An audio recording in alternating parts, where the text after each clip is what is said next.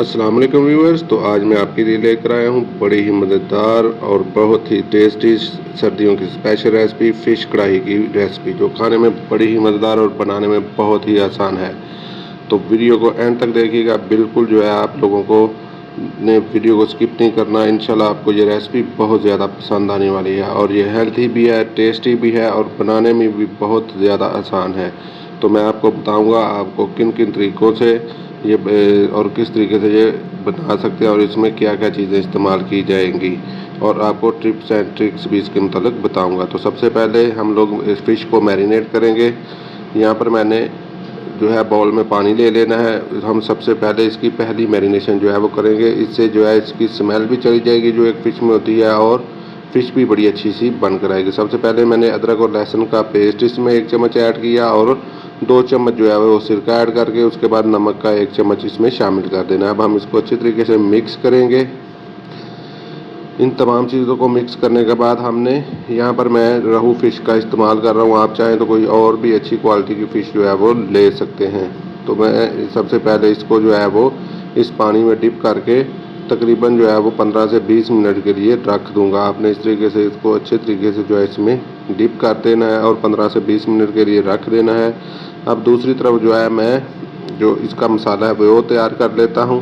तो सबसे पहले मैंने प्याज ले लिए, ये 1 पाव के करीब है, और उसके बाद मैंने लहसुन के जवे ले लिए और अदरक ले लिया। इन तमाम चीज़ों को मैं जो है वो प्रेशर कुकर में गला लूँगा। टमाटर जो है वो तकरीबन जो है वो 1.5 पाव के करीब हैं, तकरीबन 300 ग्राम या 350 ग्राम के करीब हैं। 1 चम्मच इसमें नमक ऐड करूँगा ताकि इन तमाम चीज़ों का कलर जो है वो चेंज ना हो और इनमें नमक जो है अच्छी तरह रच बस जाएगा। तो दूसरी तरफ जो है हम फ़िश को वॉश कर लेंगे और इसको जो है वो दूसरी इसकी मैरिनेशन जो है वो तैयार लगाएंगे।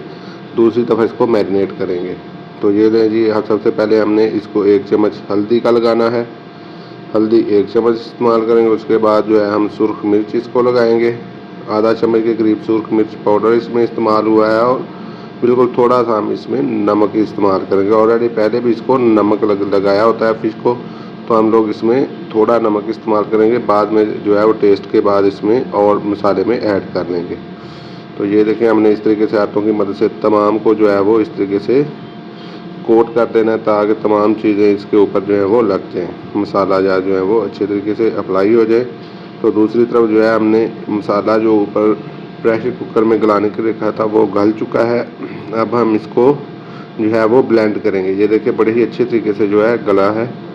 तो अब हम इसको अच्छे तरीके से जो है वो ब्लेंड कर लेंगे। तो यहाँ पर हम इसको ब्लेंडर में शामिल करेंगे और इसे ठंडा होने दीजिएगा, नहीं तो ब्लेंडर जो है ये ख़राब कर सकता है। तो ये देखिए हमने इसको ठंडा करने के बाद जो है वो ब्लेंड कर लिया अच्छे तरीके से। ये एक बड़ा ज़बरदस्त जो है वो इस तरीके से पेस्ट बनकर तैयार हो जाएगा। तो ये देख सकते हैं। अब हम लोग इस पेस्ट को जो है वो निकाल लेंगे बाउल में। तो दूसरी तरफ जो है हम लोग कढ़ाई को जो है वो चूल्हे पर चढ़ा लेंगे और इसमें हम लोग सबसे पहले फ़िश को फ्राई करेंगे। फ़िश फ्राई करने का मकसद ये है कि ये जो है मसाले में टूटती नहीं है और इसमें जो है इसका में जो स्मेल होती है वो भी जो है वो ख़त्म हो जाती है, बिल्कुल ख़त्म हो जाती है, और फ़िश जो है वो जो है मसाले में टूटती भी नहीं है। तो हम लोग जो है वो यहाँ पर सरसों का ऑयल इस्तेमाल करेंगे। ऑयल गर्म हो चुका है। अब हम इसमें 1 बाय 1 जो है वो फ़िश ऐड करेंगे और इसको फ्राई करते जाएंगे। तो ये देखें, सरसों के ऑयल के बहुत से बेनिफिट्स हैं। आप लोग भी कोशिश किया कीजिए कि सरसों का ऑयल जो है वो फ्राइंग जो जितनी भी है वो सरसों के ऑयल में करें।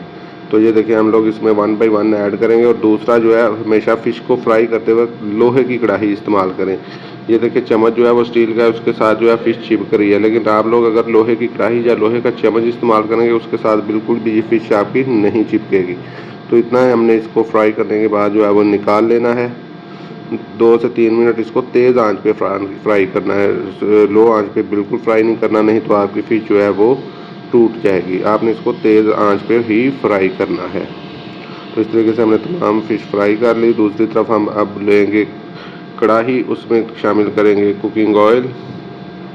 जो है हमने कुकिंग ऑयल शामिल कर लिया। अब इसमें हम थोड़े से खड़े मसाले ऐड करेंगे। ये इस तरीके से आप देख सकते हैं, हमने खड़े मसाले इसमें ऐड कर लिए और साथ ही ये देखिए इसको हमने सिर्फ चंद सेकंड के लिए इसको जो है क्रैकर कर लेना। उसके बाद हमने जो पेस्ट बनाया था वो इसमें ऐड करेंगे और इसकी अच्छे तरीके से हमने इसकी बुनाई करनी है। आपने अच्छे तरीके से बुनाई करनी है इसकी, ताकि इसका जो है वो एक ज़बरदस्त सा मसाला जो है वो बनकर तैयार हो जाए। तो ये देखिए अभी जो है इसकी बुनाई हम लोग मज़ीद करेंगे।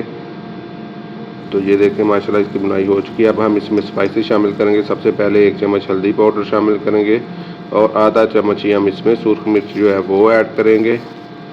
ये देखें इसको इन मसालों के बीच हमने अच्छी तरीके से पहले बुनाई करनी है। 1-2 मिनट बुनाई करने के बाद इसमें हम लोग ज़ीरा पाउडर शामिल करेंगे। साथ साथ हम लोग मसाले ऐड करते जाएंगे और इसकी बुनाई भी करते जाएंगे। और अब हम इसमें शामिल करेंगे गरम मसाला ऐड कर देंगे और साथ ही हम लोग इसमें कटी हुई सब्ज़ मिर्चियाँ ऐड करेंगे। और अब हम इनकी भी अच्छे तरीके से बुनाई करेंगे साथ साथ। तो अच्छे तरीके से मसाले की बुनाई करनी है। साथ में अब हम लोग इसमें धनिया पाउडर भी ऐड कर देंगे।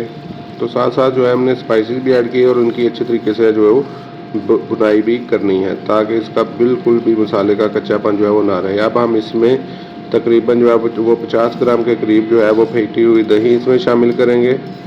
तो जब भी आप दही शामिल करें तो ये याद रखें कि बिल्कुल लो आंच कर लेनी है। अब हम इस मसाले को अच्छे तरीके से हमने इसकी बुनाई करनी है। तो ये देखिए मसाला जो है ऑलरेडी अच्छे तरीके से भुन चुका है। अब हम इसमें फ्राई की हुई फ़िश ऐड कर देंगे। तो आपने फ़िश को जो है वो बिल्कुल आराम से इसमें ऐड करनी है, ताकि ये फ़िश जो है वो टूटे ना। और इसको बिल्कुल सॉफ्ट हैंड के साथ आपने इसको बिल्कुल जो है वो हिलाना है, तो चम्मच इसमें चलाना है, ताकि फ़िश जो आपकी है वो टूटे नहीं। तो ये देखें माशाल्लाह अब हम इस तरीके से इसको अच्छे तरीके से जो है वो जो है मिक्स करेंगे, ताकि जो है तमाम मसाला इसके अंदर तक जो है वो रच बस जाए। तो इसके बाद हम इसमें आलमोस्ट जो है वो आधा कप के करीब पानी शामिल करेंगे और इसको जो है बिल्कुल दम वाले फ्लेम पर जो है वो इसको पकाएंगे। तो ये देखें माशाल्लाह हमने इसको 15 से 20 मिनट के लिए दम वाले फ्लेम पर पका लिया। तो ये हमारी कढ़ाई जो है वो बनकर तैयार हो चुकी है, फ़िश कढ़ाई। तो ये देखिए माशाल्लाह इसकी लुक, कलर और टेक्सचर जो है वो आपके सामने है।